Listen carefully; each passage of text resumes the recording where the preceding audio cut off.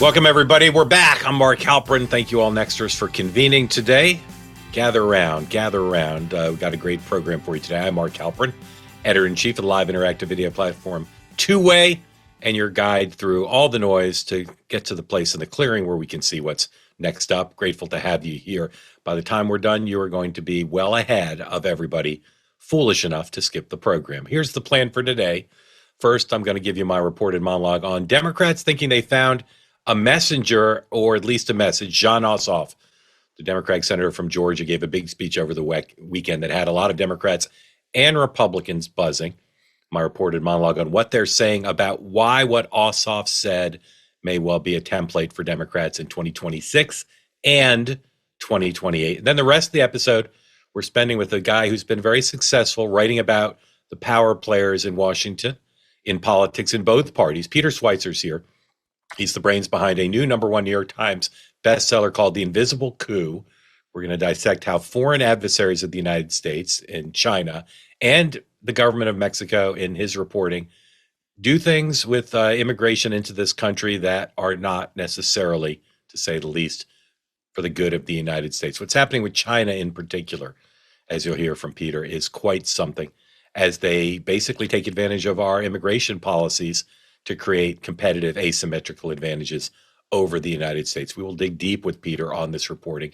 It will surprise you and alarm you, I suspect.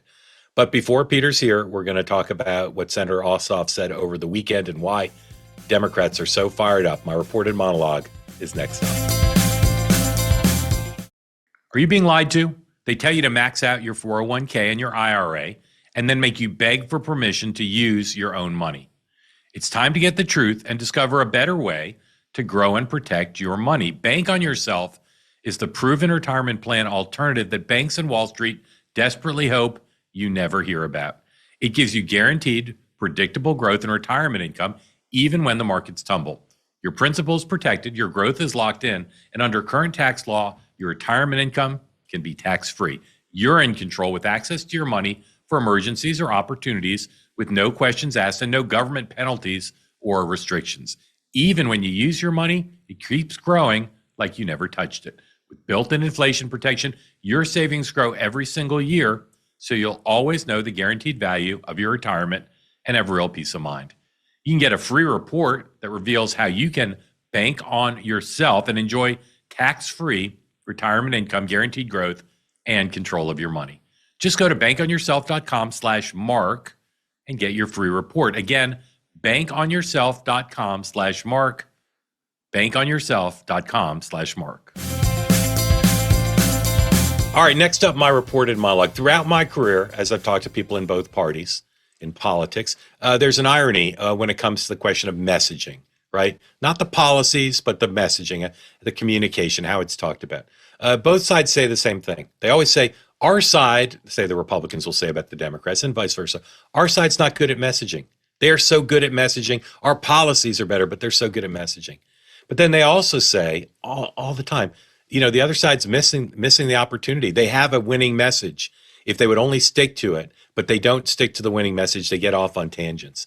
So it's weird because those things obviously are internally inconsistent.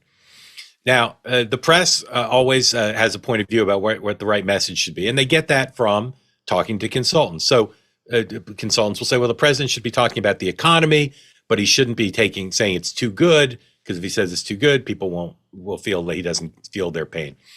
The press tends to, as it is another asymmetrical bias, tends to be more critical about Republican candidates and presidents who are off message than Democrats, particularly Donald Trump, right? Joe Biden was off message all the time, but Donald Trump is famously talks about things maybe he shouldn't talk about, or at least that's what a lot of the consultants in the press says.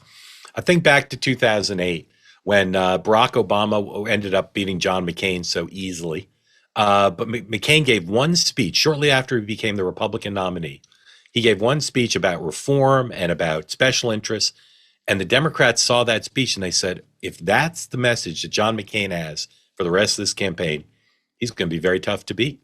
He had been the most popular politician in America for 8 years. McCain never gave the speech again. And Obama people always wondered, why not? This question of what people should talk about in politics Ideally, for a party, everybody in the party is talking about the same thing. If it's a midterm year, every House Senate candidate, gubernatorial candidate, all on the same message, whatever the best message is for the party.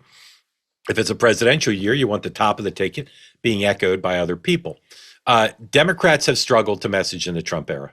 Why is that? Well, first of all, because President Trump creates these distractions, right? He talks about things that that make Democrats so angry. A lot of it has to do with violations of norms, has to do with stuff election integrity. Some voters care, but not all voters care, and it gets them off talking about the economy. And then the other thing, President Trump's good at talking about issues where his party's popular, where Democrats are on the wrong ends of things. So he gets Democrats away from talking about things where Democrats are more popular, and Trump is pretty good about talking about things that the Democrats lose on. He continues to lure Democrats into fights where Trump thinks he can win. And Trump knows even when his position might not be as popular, he can fight them to a draw because he's such a great communicator. The challenge for Democrats as they think about the 2026 midterms has been they want to talk about the economy because they know affordability is where Trump is weak and where voters care the most. But they're daily outraged by Donald Trump. They're outraged by what they say is the most corrupt administration of all time. They're outraged by what he does on social media. They're outraged about the destruction of the East Room of the White House. There's so many things they're outraged about. And so the challenge has been, as the party has thought about what's our message for 2026, the challenge has been, how do they talk about the economy without failing to say the things that they feel in their heart and that they know a lot of the base cares about, which is all the things they're outraged about the conduct of the president and of his administration. So that's been an evolving debate within the Democratic Party, and you see it publicly in the way Democratic leaders like Hakeem Jeffries and Chuck Schumer talk about things. They've of late tried to fuse the two. Of late, you've heard them say, this corruption is bad because it's keeping working people from getting tax breaks that are going to Trump's cronies. That's been the message. So this weekend on Saturday in Atlanta, Jon Ossoff gave a 30-minute speech that really set off my sources in both parties and caused me to do a lot of reporting about what's going on here with this guy. He's a Senate candidate. He's the incumbent Democratic senator. He's trying to win his second term. Jon Ossoff was a longtime congressional staffer, ran for a House seat in Georgia and lost, and then ran for a Senate seat and won. He's a liberal Democrat, young guy from Georgia who's running for re-election, and he's favored to win re-election, even though it's a state that President Trump won. It's more of a red state than a blue state for sure, something of a purple state. But there's something about that speech that really got people talking. Now, they talked a little bit about Ossoff as a presidential candidate in 2028, and I touted that in my newsletter, and I took a little heat for that. But mostly they talked about the message. So I've been saying to Democrats and Republicans, what was it about that message that you found so important as a template from the Democratic side in a positive way, and from the Republican side in kind of an afraid way, in kind of a way that said, if Democrats really imitate what Ossoff did, they will be formidable in the fall. And it has to do with rising above the traps that Donald Trump has set for Democrats for over a decade now. Where, as I said, he gets them to talk about issues that are not of primary concern to a lot of voters, working class voters in both parties, and independent voters. They might be appealing to the MS Now crowd, but also issues on which Democrats are more or less popular, where the Republican position on something like immigration or the Republican position on trans athletes in women's and girls' sports, where the Democrats are on the wrong side of public opinion. So Ossoff is an interesting guy. He's been on my radar for a while. Any Democrat who wins a Senate seat, any statewide race in the South these days, is got something going on. He's a very idealistic guy. He's very smart. He's a very smart political operator, very smart policy. Yeah, he's unusual in how idealistic he is. He understands how government works. He understands, he's worked in a congressional office. He understands constituent service, the importance of doing the job to help people. He's not as into fame as a lot of senators. And that's why a lot of you probably maybe never heard of Jon Ossoff, maybe not on your radar. First term Democratic senator from Georgia. He's also to many eyes, a handsome guy. He's a young guy. Even though he's a United States senator, he's got the feel of an outsider because he's young and not been on the stage for a long time, and he's got a very loyal, very skillful team around him. They really believe in him. All of those are ingredients for somebody who could run for president in 2028 in this wide open Democratic field. Young, energetic, serious, idealistic, very likable, understands politics and organizing, understands rhetoric. But put aside whether Jon Ossoff might run for president in 2028, and certainly he's got to get reelected in Georgia this year. And even though he's ahead in the polls right now and against a crowded Republican primary, 3 guys running to face off against him, you can't take it for granted. It's going to be a tough race. Any Democrat winning statewide in the South, even an incumbent, is going to be tough. So leave aside the question of whether Ossoff could be a presidential or vice presidential candidate anytime soon, and focus on this question: why did Republicans look at that speech and say, wow, that was well written, well delivered? And why do Democrats say this speech is a template? So I talked to a bunch of folks this week. Here's what they told me. First of all, Ossoff understands that the table stakes for being someone who inspires the base of the Democratic Party is you got to take on Donald Trump, and you got to be on the news, and you got to be aggressive, and you have to speak in a plain way about calling him out. Gavin Newsom has been the leader in this for the Democrats on X, going right hard at the president. So here's Ossoff on that. Table stakes, tough on Trump, talking about that social media post the president did that had a depiction of Barack and Michelle Obama as monkeys, as apes. Here's Jon Ossoff from his speech in Georgia on Saturday. S1. Now, many of you are here because you just can't stand what's being done to our country. You're seeing what I'm seeing, right? The president posting about the Obamas like a Klansman at 1 a.m.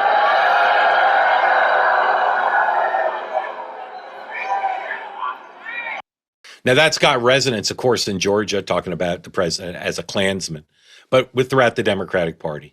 To paint that vivid picture of the president in the middle of the night, up late, on social media, comparing him to a Klansman. Again, table stakes. You gotta go hard at Trump. But you also, and this is maybe the heart of why Democrats reacted so well to this, you gotta fuse up, they say, talking about the economy with what he calls the corruption of the Trump administration. The notion that a president who's focused on enriching himself, enriching his family, enriching his special interest cronies is not going to be working to make the lives of real people better in the United States. Here's a couple of the examples from this speech. And again, Democrats looked at this and said that this is the template. S5, please. Now, you remember we were told that MAGA was for working class Americans. You remember that?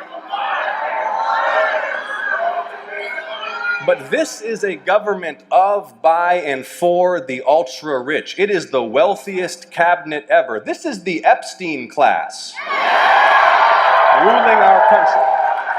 All right, the Epstein class is a phrase from the speech, and so many Democrats and Republicans have cited to say that's very vivid, right? It takes the energy and anger that exists across the political spectrum in many quarters about Epstein, about this notion of a group of rich men and women protecting special interests, corruption behind the scenes at the expense of little people, playing by different rules.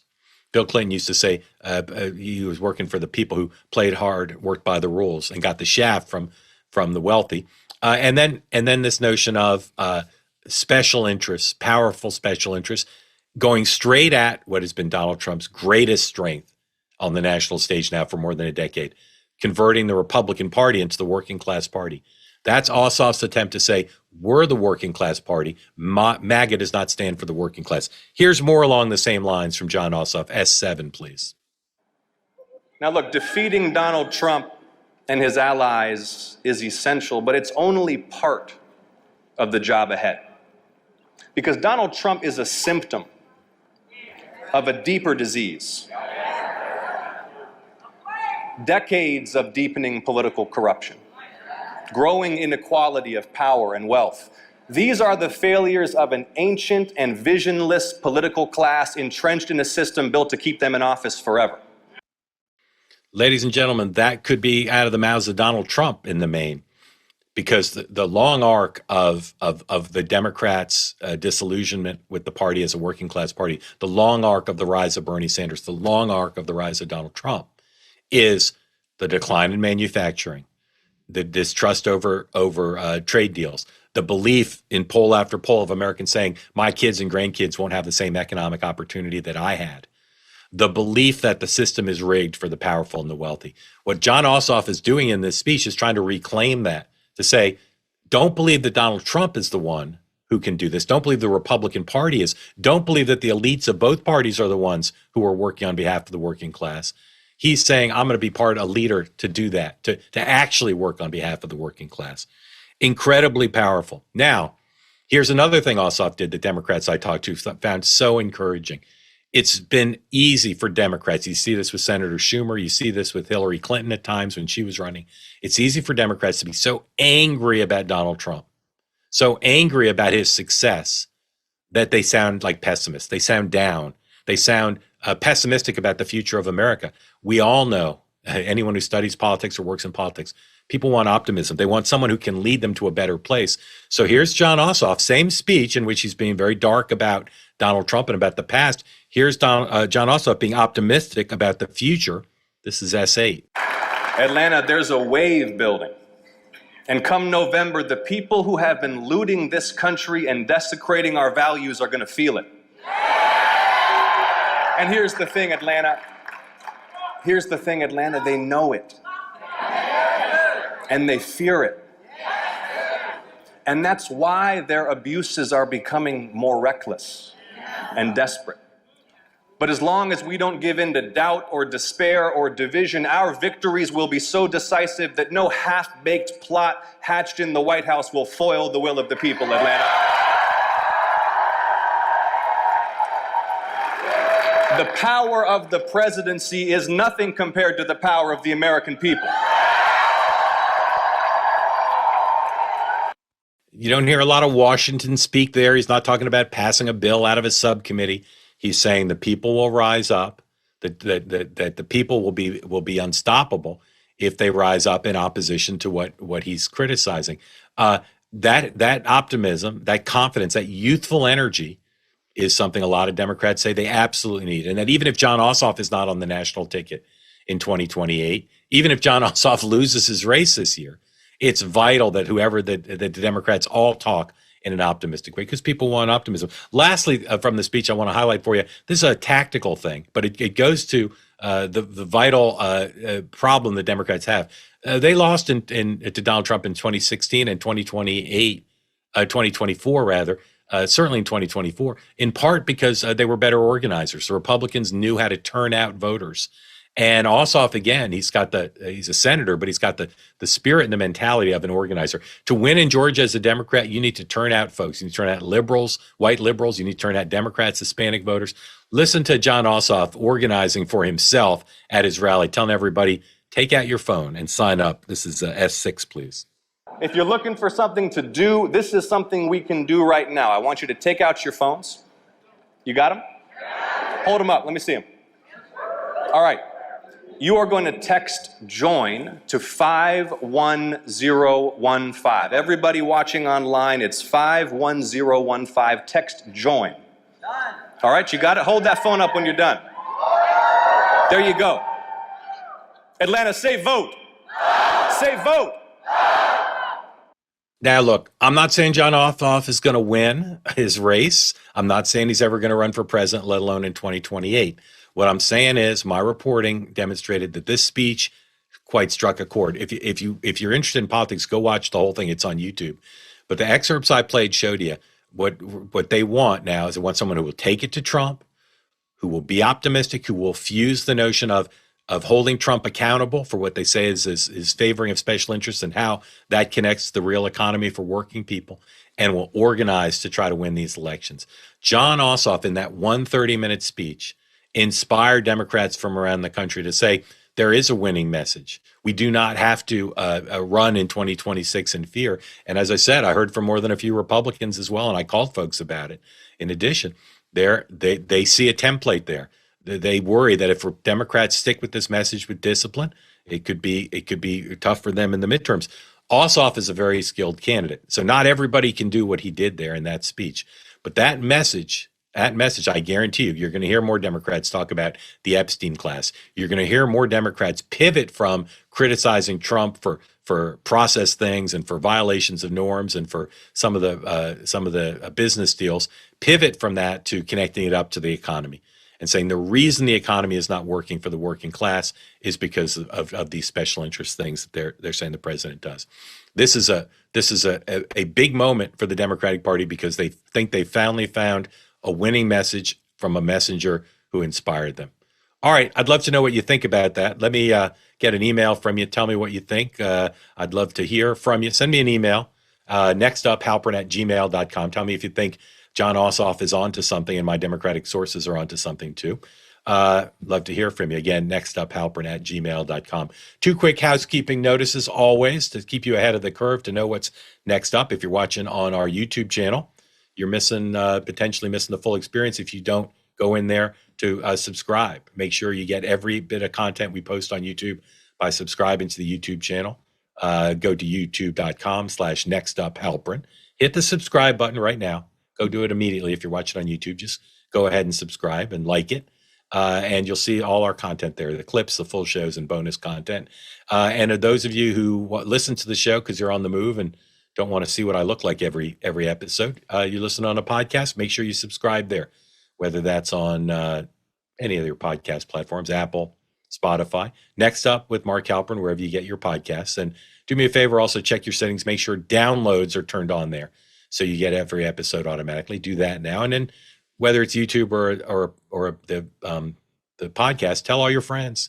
Tell them to sign up as well to make sure they always know what's coming next up. All right, stay tuned. Next up after the quick break, when we come back, Peter Schweizer is going to be here. He's the author of the best-selling book, #1 New York Times bestseller, The Invisible Coup. He's the president of the Government Accountability Institute. And what he's going to tell you about what China and Mexico have done to basically infiltrate this country with folks coming across our borders will astound you and probably piss you off. Peter Schweizer's next up. An e-commerce business, order fulfillment can make or break your success. ShipStation's all-in-one platform combines order management, inventory tracking, returns, warehouse integration, and powerful analytics. Compare rates across USPS, UPS, and FedEx to unlock discounts of up to 90% off. Import your own negotiated carrier rates to keep every savings. Plus, ShipStation automation save average users 15 hours per week. Proactive tracking, sharing cuts customer inquiries by 12%, and built-in returns insight reveal what product is coming back and why, while analytics spotlight savings and optimization opportunities. One platform with maximum efficiency. Try ShipStation free for 60 days with full access to all features, no credit card needed. Go to ShipStation.com and use the code NEXTUP for 60 days for free. 60 days gives you plenty of time to see exactly how much time and money you're saving on every shipment. Again, that's ShipStation.com. The code is NEXTUP. ShipStation.com. Use the code NEXTUP. All right, next up and joining me now, an author of a book that's doing quite well commercially and has inspired an important discussion, at least here in North America. Peter Schweizer is the author of the bestseller, The Invisible Coup, in 2 weeks on #1 on the New York Times list. Also, he is president of the Government Accountability Institute. This book is one of many Peter's written that's gotten a lot of attention and inspired conversation and discussion. And like with most successes in America, also some attacks. So, Peter, grateful to have you here. Congratulations on the book. And I have to say, as an author myself, and it's book's a couple hundred pages. I'm always very sensitive to authors because really it's your baby. We should talk about all 200 pages. We won't get to all 200. And I'm also so aware that immigration is such a complicated issue. And your book doesn't deal with every aspect, but it deals with this question of people coming to the United States. Why are they coming? How are they coming? What's the role of American nonprofits of the left? What's the role of foreign governments? Is that a good way to characterize it? Is what's the role of groups in sending people to the United States, both legally and illegally? Is that a fair summary of what the book's about? Yeah, the book is about what I call weaponized immigration, which is actually a concept that has played out throughout human history. It happened in the Mariel boat lift, for example. And my argument is that what we're witnessing today is increasingly weaponized immigration, not the sort of organic, regular immigration that we're used to in most of our history. Yeah. So you mentioned the Mariel boat lift. That was a case where the Cuban government wanted to send a category of people, largely what President Trump would call bad hombres, to the United States. Your book again, it's a big sprawling book, but a big focus on Mexico and China and the role that the governments of those countries have played. And there's a lot of sub-themes and sub-stories. We'll get to them. But I remember in 2011, I saw President Trump give a speech at CPAC, and he talked a lot about Mexico and China and their hostility to the United States. And of course, he's talked about those two countries a lot in the intervening decade and a half. They're different. Mexico, we think of as an ally. China, we think of as, at a minimum, an adversary or a rival. Let's start with China. There are a lot of Chinese Americans, or a lot of Chinese nationals in the United States. People come as students. People come to work. Some people come illegally, including through Mexico. What is the history and scale in the modern era of people coming from China?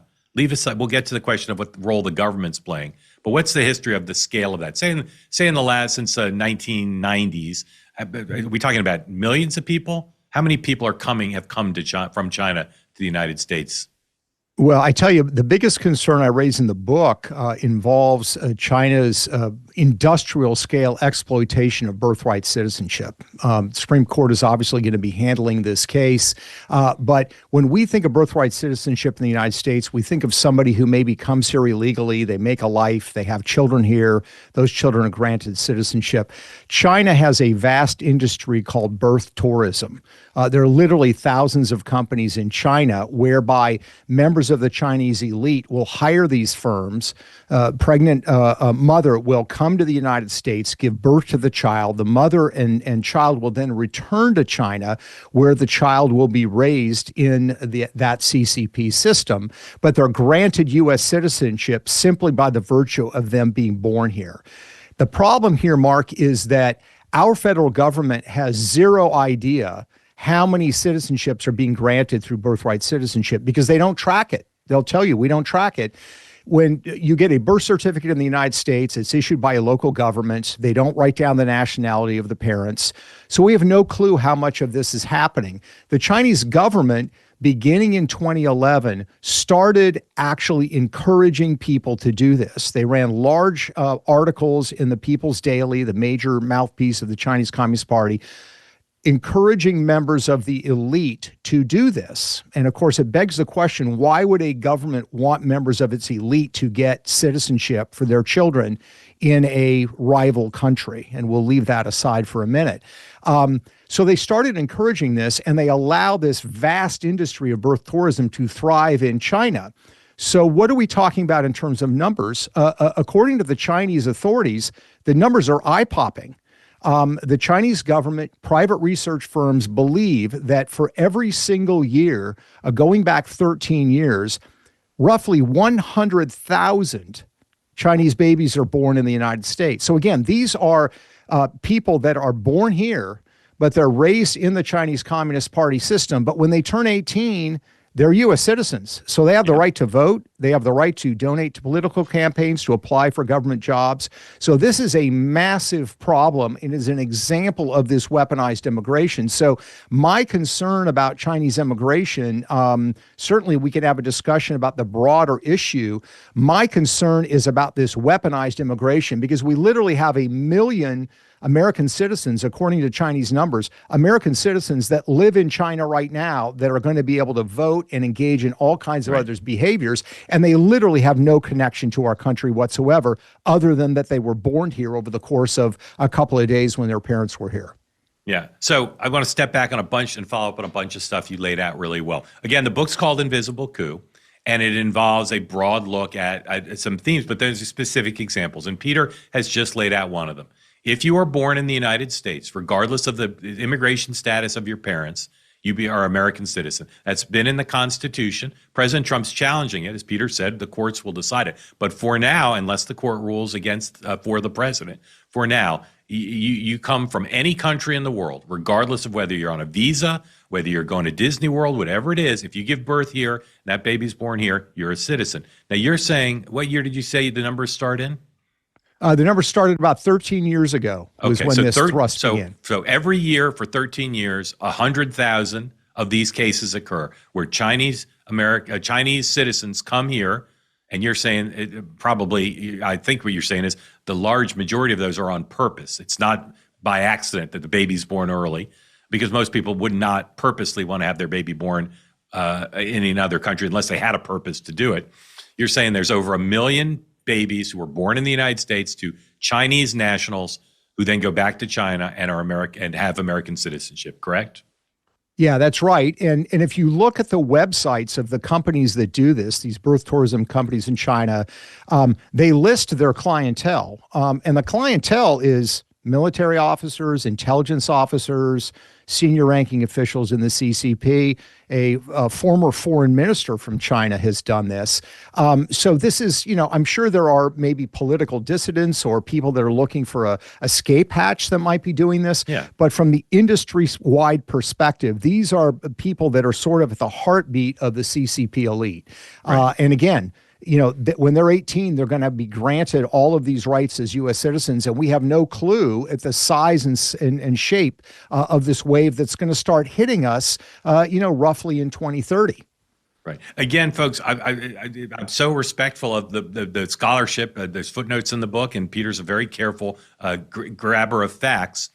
We're talking about a few of the specifics, but the overall theme, I'll say again, this is an example of a wider practice that Peter's identified of foreign countries, focus on China, focus on Mexico, use weaponizing the capacity of our open border, right? Because if the parents come here, they're in the country, if they give birth here, nothing anybody can do. That child is now an American citizen. They're also a citizen of China. But the point you just raised is a big one, which is some of these are some professor comes here and they have the baby here because they don't want to fly home. We have good hospitals here. But you're saying that it appears to you from the nature of the services and the nature of the people doing this, that this is a government-inspired or encouraged opportunity for them to exploit our practice of birthright citizenship to create an army of 1 million and counting of people from China who are part of the Communist Party who can then come here as adults and not just enjoy the benefits of United States citizenship, but potentially infiltrate the United States, correct? Yeah, I mean, Mark, here's what we know. We know that beginning in 2011, the Chinese Communist Party, as I said, in People's Daily, started running extensive articles. I mean, imagine the irony here, running articles in this Communist Party publication saying you Chinese nationals have a constitutional right based on the 14th Amendment to do this, and you should do it. So we know that they brought this in attention to the Chinese population. And we know, second of all, that they've have allowed this industry to thrive. The one other component here that should be mentioned is this was a problem in Hong Kong in the early 2000s, where Chinese nationals were going to Hong Kong, giving birth, and it reached the point that more than half the children being born in Hong Kong were Chinese nationals. Hong Kong in 2010 ended birthright citizenship precisely because of this issue, and the argument then was that they were doing it for subversive purposes. Now, Hong Kong obviously much smaller than the United States. But still, when you're talking about these kinds of numbers, and I will add, Mark, there's the added problem of surrogates. So in the case of surrogacy, this is where a member of the Chinese elite will donate his sperm. He will hire an American woman to carry his child. pay her $50,000, $60,000 to do so. The child will be born. The child will be a U.S. citizen. It was born here. The biological mother is also American. That child will be returned to the father in China where he will be raised. We have no idea how widespread this is, but I'll give you two quick facts. Number one, the Wall Street Journal ran a front page story about 4 or 5 weeks ago about a single Chinese billionaire close to the CCP who had more than 100 children that had been born this way. This was on the front page of the Wall Street Journal. Second data point, in our research, we identified 107 Chinese companies in Southern California that were advertising in China for these surrogacy services. So that's another aspect of it. Again, we have no idea because surrogacy is essentially a unregulated industry, and there's no records kept on the nationality of the parents as such. So again, that's another element of this problem, and the root of it is this issue of birthright citizenship. If you believe, as I do, that America and many people in our government and analysts do, that our existential fight with China is the story of the future of America, then you understand why I'm spending so much time on this, even though there's plenty more in the book. Again, it's called The Invisible Coup. There's a lot in the book that we're not going to get to today. The reason I'm spending so much time on this is even if Peter, you don't know why they're doing it. So a higher percentage might be doing it because they love America. But they may be doing it just because they're here and they have the baby. But even if Peter's thesis is partially true, let's say there's not 1 million, let's say there's 100,000. If there's 100,000 Manchurian babies that the Communist Party is bringing back to China, indoctrinating, and then in 18 years they're going to send them back to the United States, even if it's 100,000, that's massive. And it's 100,000 more than we have because the Chinese aren't letting us create a bunch of dual citizenship babies that we can then send to move freely around the communist country, because they come back here, not only are they American citizens, but they're living in the freest country in the world. They can live in Montana. They can live in anywhere they want because they have a social security card. They can have an American passport. We don't. That's an asymmetrical advantage. And if it is 1 million, that's an army. That's not 100,000 tactical. That's an army. Why are they publishing the numbers? You say you can see how many there are, 100,000 every year. Why is that? Why are the Chinese making that number available? That's a good question. So the estimates that I list in the book, one is from the Chinese government, and the other two are from Chinese research firms that track that industry. One of the research firms posited that just in 2018 alone, there were 150,000. I don't know how to verify that, but they, I think, were curious because this industry has exploded in China. Again, I recognize the fact that there's some people in the Chinese elite who want maybe a safety valve, a way of escaping an escape hatch. Yep. But the fact that the Chinese government has allowed this industry to thrive and operate unregulated. You cannot advertise things online in China without the explicit approval of the Chinese government. And you go on the Chinese internet, behind the Great Wall, as they call it, and it's all over the place. Right. And they're talking about it on social media. So we have to get a grips on the fact that immigration has changed. And what do I mean by that? Immigration before generally was people voting with their feet. Right? People wanted to come to the United States. They wanted to aspire to be Americans. They wanted to embrace the American dream.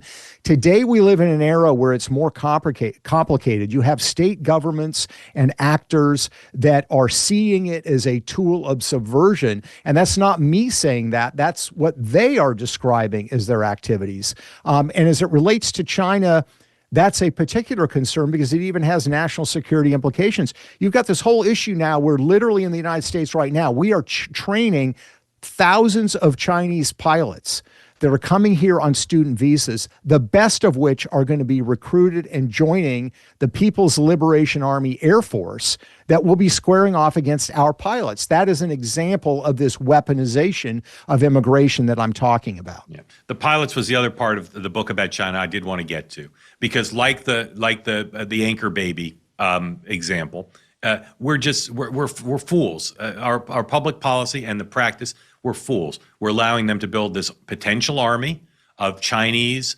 American citizens who are loyal to the Communist Party, who can come here whenever they want and do whatever they want. And then the example you just introduced, which is we're training the Chinese pilots. right? Now, why does this exist? Why are there programs that allow Chinese citizens to come to the United States to train? What is that? Because companies want to make money? How could the government allow this to happen?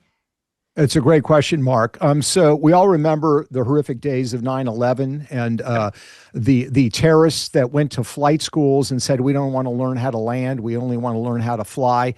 As a result of that, one of the reforms that Congress enacted was the screening in flight schools. If you came from a terrorist sponsoring country or era or region, you underwent great scrutiny because we didn't want to train people doing that.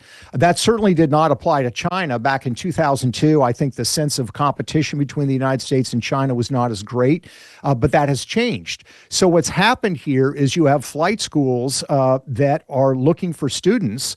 By the way, we have a pilot shortage in the United States, but these flight schools are largely populated by Chinese nationals. There's one in Merced, California, a former Air Force base there was privatized. A flight school was built there. I believe it has Korean and Chinese investors. And you look at the profiles of the students, and I would guess 90% of the students are Chinese nationals. The tuition is paid for by the Chinese government. It's $90,000 a year. There's another flight school in Arizona. There's some in Florida, other locations around the United States. And China's reason for doing this, Mark, is they say, and again, this is their literature, they say they need 5,000 pilots a year, civilian and military, but they can only train 1,250 because the military restricts airspace. So there's not enough, space to actually train in the air. So they have outsourced it to the United States. And these flight schools are happy to do it. They train the pilots, they give them basic flight training, they go back to China, and the best pilots are then poached to get advanced military training for the PLA. So we are teaching them to walk so they can run and get the advanced military training. And for the life of me, I can't understand a good reason to be doing this at all. So in 2025, say last year, how many did Chinese pilots did we train in the United States? The estimate would be, they don't give the, identifier for all that. I would say roughly 2,500 in the United States were trained here. Yeah. Again, madness. If this is a country we're competing against, what would they come on student visas? How do they get here? Yeah, they come here on student visas. Tuition is $90,000 a year, as I said. It's a 10, 11-month program. But yes, they're coming on student visas, the same as the student that's studying bioengineering at MIT.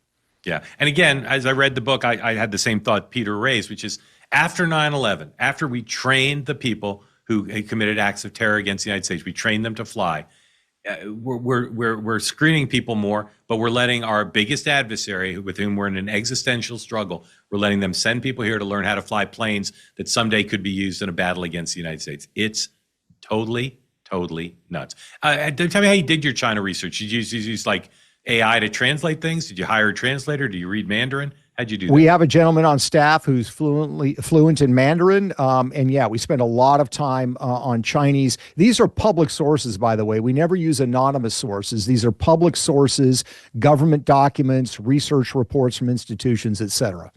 Yeah, incredible. All right, we're going to take a quick break, but more with Peter.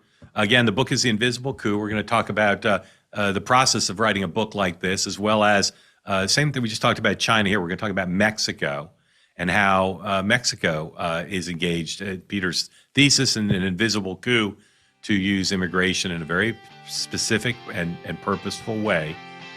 Back with Peter Schweizer. He's next up.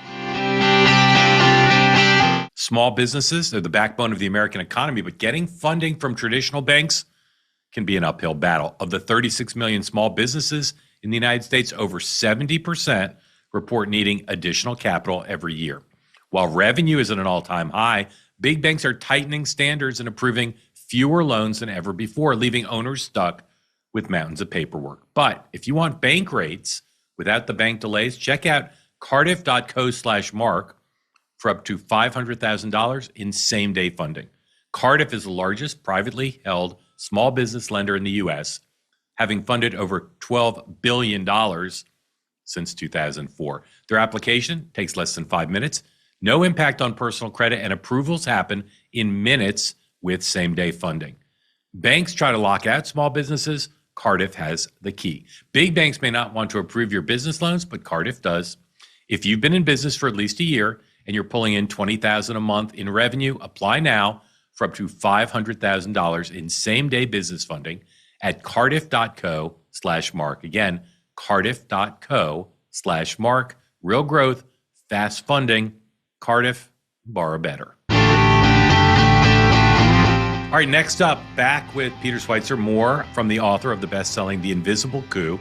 Peter's also the president of the Government Accountability Institute. Peter, how many number one bestsellers have you written now?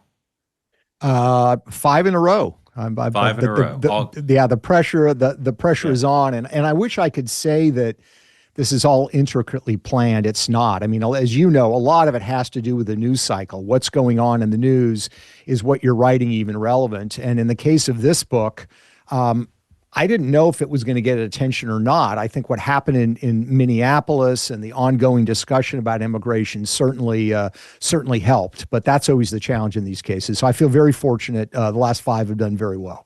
5 in a row is super special and hard to do. I did 2 in a row, and I know how hard that was. So for people out there who are just interested in the book business or maybe want to write a New York Times number one bestseller, what's your theory? What makes a number one New York Times bestselling nonfiction book?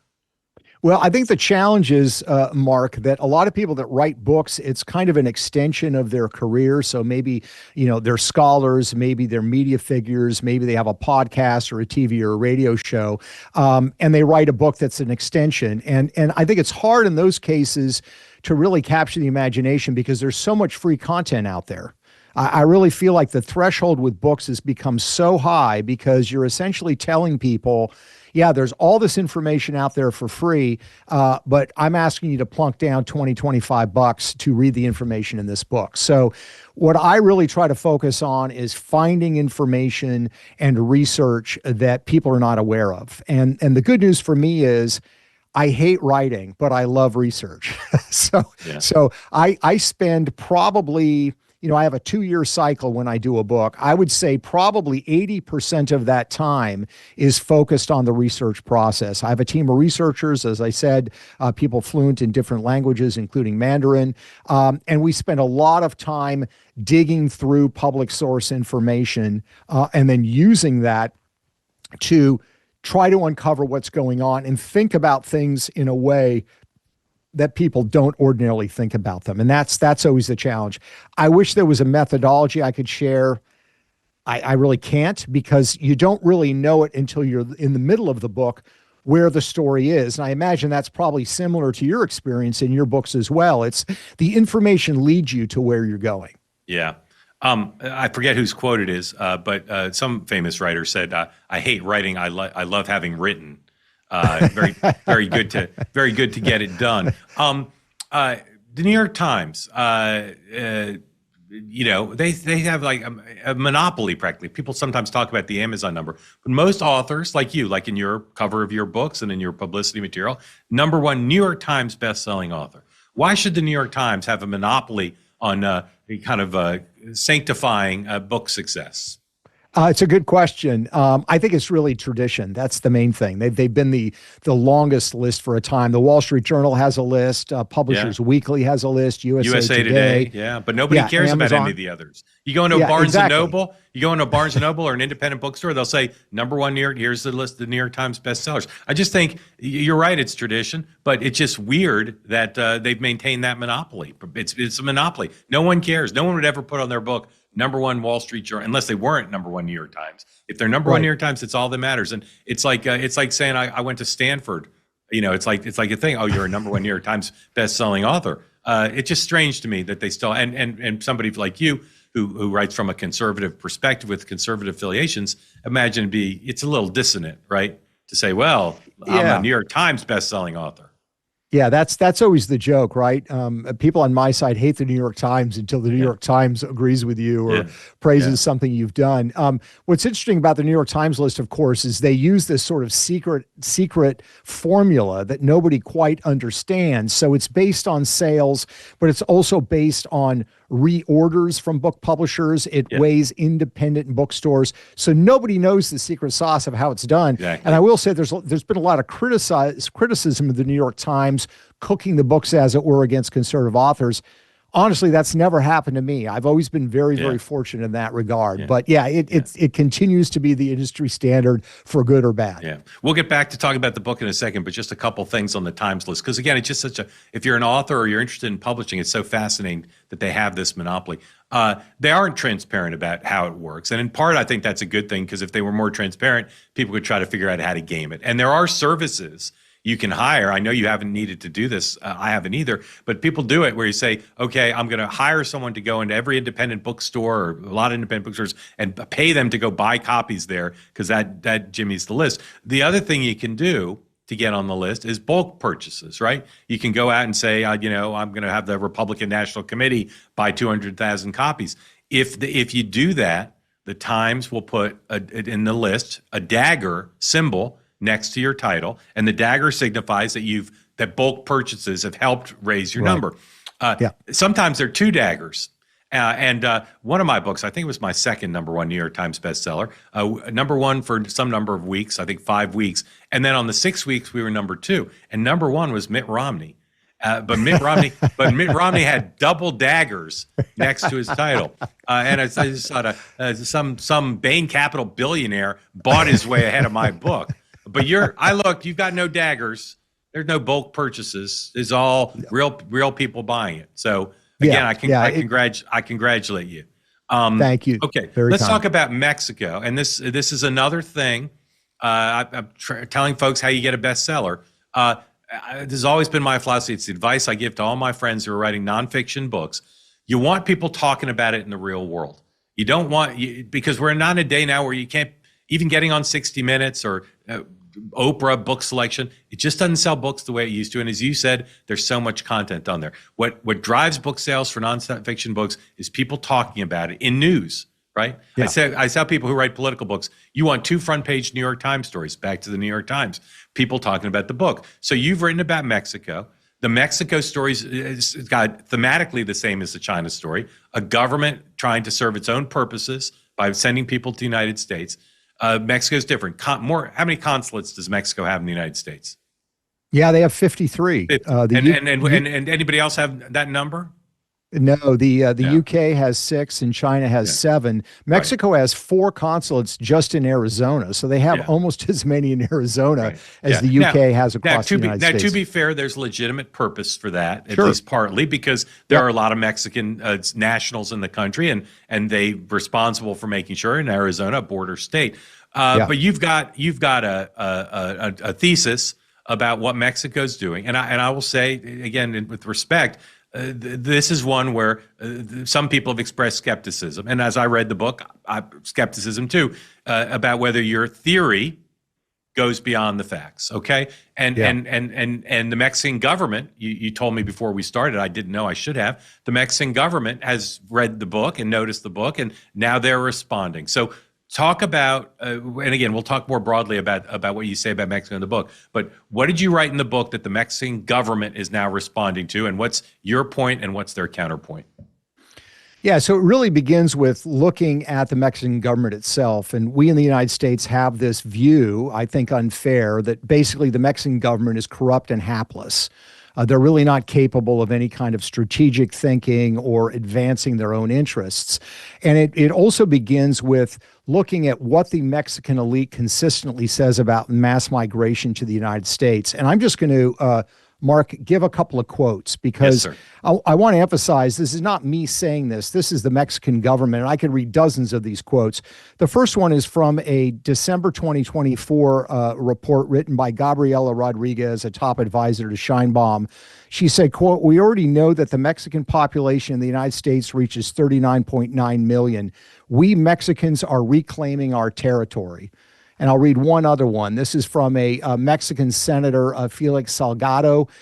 He is a member of the ruling Morena party. He sits on the National Defense Committee, which is the most powerful committee in the Mexican Senate. He said just a couple years ago, quote, "Mexicans are in our territory: California, Nevada, Texas, Utah, New Mexico, Arizona, Kansas, Oklahoma, Colorado, and Wyoming. We're going to take back the territory that was stolen from us." Now, when I first read these, Mark, I thought, okay, well, this is just kind of like bravado, right? These are just things that they're saying to sort of explain away why so many millions of people are leaving their country and coming to the United States. But then when you look at the actual infrastructure that Mexico has created in the United States and their statements, their views on the issue of American sovereignty, you realize that no, there is a different thought here. Do they actually think that Texas and California are going to be part of Mexico? No.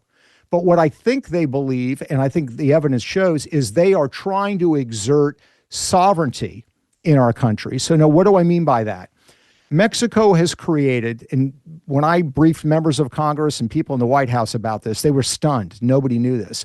Mexico has a network of elected officials that serve in the Mexican Senate, serve in their Chamber of Deputies, basically their Congress, that live full-time in the United States.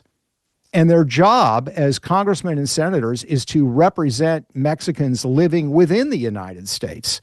That in and of itself, to me, is a massive infringement upon our sovereignty. But then when you look at what these officials are doing and what they say, they are involved in some of the anti-ICE protests. They're involved in ginning up some of these riots that have occurred. They are meddling in our domestic politics, trying to put their thumb on the scale. They don't like Trump's border agenda, which is fine. But again, foreign officials getting involved in our elections. So you have that apparatus, and then you have this apparatus of the consulates. Yes, as you said, they absolutely can perform legitimate functions, but you have consular officials. I got a hold of a transcript of a meeting in May of 2024, an election year, held in the Oklahoma City, Oklahoma consulate. They brought diplomats from Los Angeles to Orlando and everyone in between. They flew in people from Mexico City. And among the people that were meeting with them were Democratic Party activists. And this discussion was, we turned California from red to blue. We turned Arizona from red to blue. How are we going to switch other states so we can stop Trump? That is not what foreign diplomats are supposed to be doing. So we have to start realizing that this image we have of Mexico is just kind of this hapless, corrupt government is not accurate. And the things they say and the things they are doing speak to a weaponization of immigration to the United States. All right, a ton to unpack there. We're going to extend the show 7 hours because I have a lot of follows now. You say there's a group of representatives who live in the United States representing other Mexicans in the United States. What's the immigration status of the representatives, not those they represent?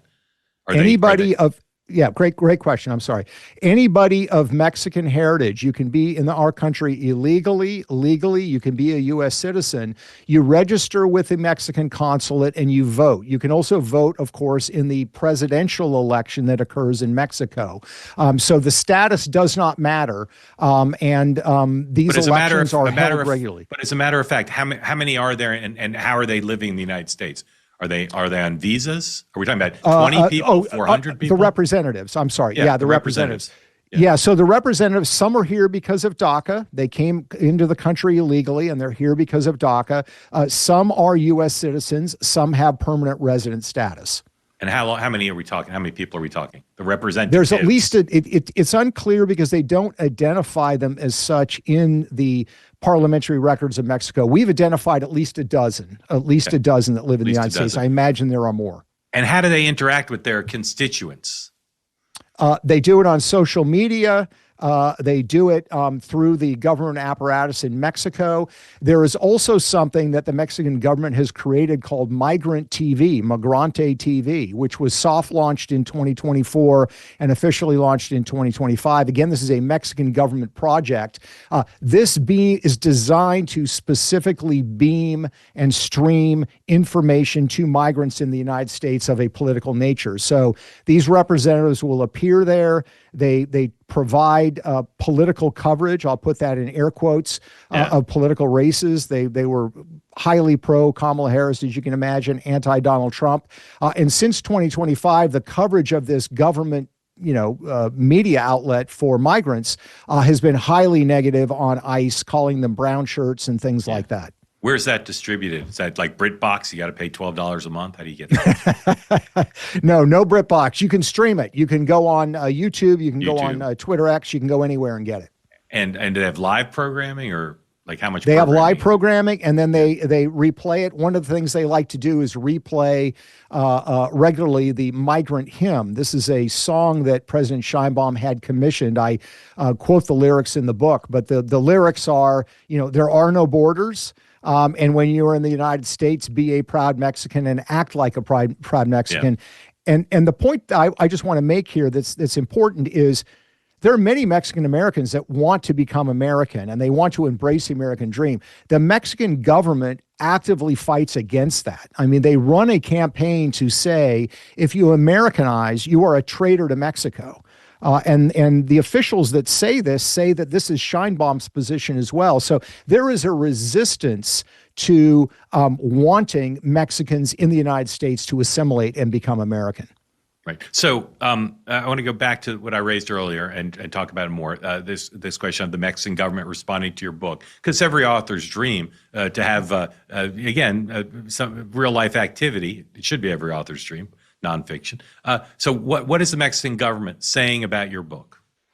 They're saying a couple of things. They're saying, first of all, I make the case, and I think I present evidence that they're involved in politics. They're involved in these violent protests. They say that's categorically not true. Their diplomats function according to international agreements, and they engage in no inappropriate behavior. So it's a blanket rejection of it. Mm-hmm. On this issue of exerting sovereignty into the United States, the Mexican ambassador went on CBS after I had appeared there and said that this is ridiculous, this notion of reconquista. He said, look at the size of our army, look at the size of the American army. We would never think of trying to take American territory, which is, of course, not even the point remotely that I'm trying to make. So they have not specifically responded to it. And what I'm simply asking them to do, and the people I quote in the book, one of these migrant representatives who serves in the Mexican parliament, Alejandro Robles, lives apparently in Ontario, California.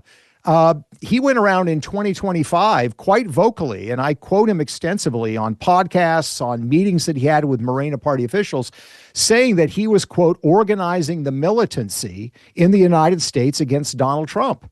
So what does he mean by that? And how does that not conform with what the Mexican government is saying? Or this consular meeting in Oklahoma City? Explain what was going on here instead of these sort of blanket rejected statements. So that's where the conversation is so far. I anticipate they will probably be saying more in the days and weeks ahead.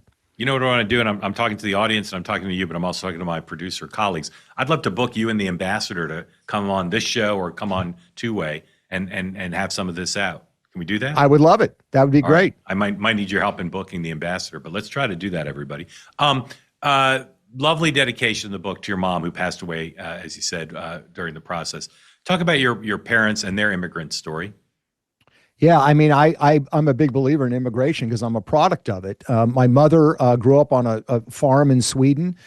Didn't see a car until her late teens, married my father. My father was from Switzerland. They met in Stockholm, Sweden, came to the United States. I was born here.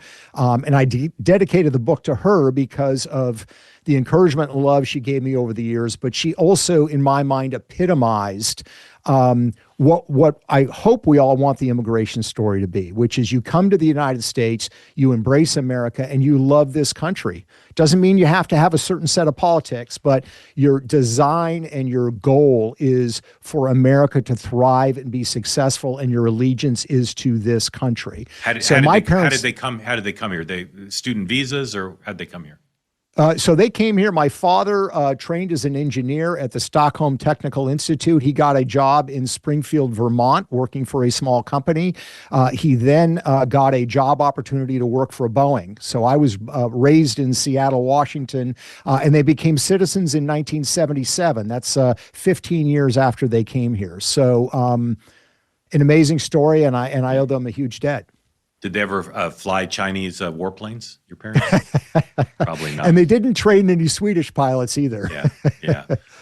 The book's available now, The Invisible Coup. It's a great read, but just who would you recommend buy it? What kind of person, what kind of reader would be interested in your book? I think if you're interested in public affairs and you want to have a fresh view of what's going on, look, the immigration wars have been going on for decades. You've covered them, Mark. There have been books written.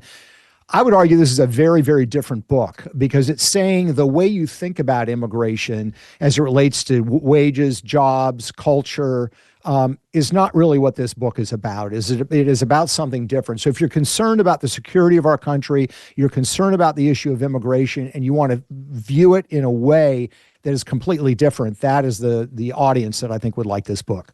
Ladies and gentlemen, I can tell you something about number one New York Times bestsellers. Besides they're popular, because they're popular, they'll start to sell out. So if you want to get Peter's book, I recommend you buy it today. Otherwise, if you delay, you might go on Amazon or to your neighborhood bookstore, and they'll say, yeah, we haven't had any of those. And if you go to the bookstore and they'll log into the computer, you say, well, when do you expect more? They'll log in. I'll tell you what they'll say. I can't tell. It doesn't say. Because that's the way it works. So if you want to buy Peter's book, buy it now. And again, available wherever you get your books. But it's going to make the list again. It's probably number one, third week in a row. The minute it hits number one again for the third week in a row, everybody's going to buy them. So go right now. It's called The Invisible Coup. Peter Schweizer is the author of the bestseller and the president of the Government Accountability Institute. And we look forward to Peter having you back here and or on two-way with the Mexican ambassador. Thank you, Peter. Congratulations again. Thanks so much for having me, Mark. I enjoyed it. All right, that's it for today's program. We're going to be back on Thursday with another brand new episode. Just subscribe to Next Up on YouTube or wherever you get your podcast. We'd love to continue to grow the audience. I tell you every week, until our audience is as big as the number of people who buy Peter's book, we won't rest. So right now, go YouTube, Apple, and Spotify, wherever you get your podcast. Be part of the community here. Be a Nexter so you always know what's coming next up.